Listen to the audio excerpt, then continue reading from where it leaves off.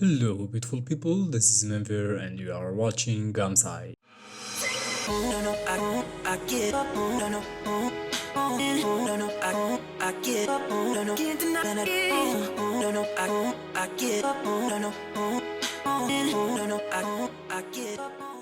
So picture this, you are at home thinking of playing this hot new game you picked up and asks you directly to skip to the tutorial or not. You skip it, and 2 hours later you are stuck somewhere googling what to do. We all been there, don't worry. We are here to talk about what not to do from our experience. So without further ado, at number 5, dismissing an awesome game cause of the graphics. Granted, it's a bit harder to do these days since every bad graphics game is kinda her own style. Best example is Minecraft. Blocky, no real lighting system, you get the gist of it. But when you take all things aside, it's still a pretty good survival creative game. And there is ton more games I can name. Once again, take Fortnite for example. It's considered bad graphics, hence the non-realistic and cartoonish style. It's a beautiful game, don't get me wrong, but some can be turned off by it. And in reality, Fortnite is a great shooter game, which needs a lot, and I mean a lot of skills to be good at. And there is the other side of the argument, which is the beautiful graphics and the horrible gameplay. Looking at you, No Man's Sky.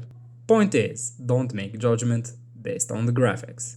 And at number 4, playing the single player campaign and you think that you are ready for online. Ooh, this is a good one.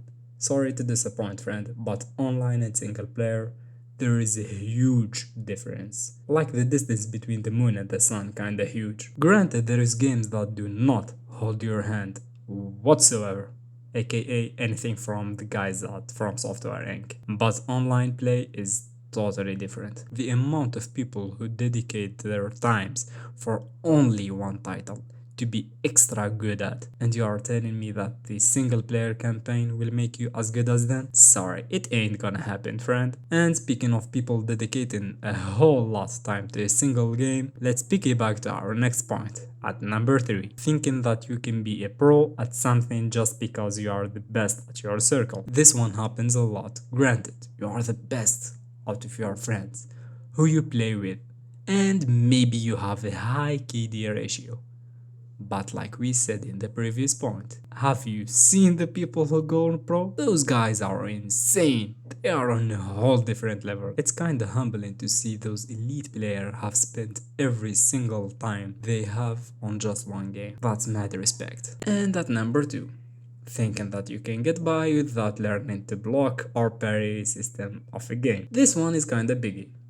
Just imagine with me for a second, playing Sekiro or Dark Souls without blocking or parrying. That would be near impossible. There is some mechanics in some games that you can get by without learning them, but in most instances it's just too critical to ignore. And those mechanics are kinda key to having fun in those games. And at number 1, overlooking simple things in a puzzle. This one hits kinda close to home. The amount of time that I spent on a game trying to figure out a puzzle that I'm stuck at is countless by this point. And most of the times we overlook one simple thing. Just step out and take a deep breath. It even helps turning off the game completely and get back into it with a fresh perspective. And about 9 out of 10, the solution is really simple. Those are picks for mistakes made by gamers.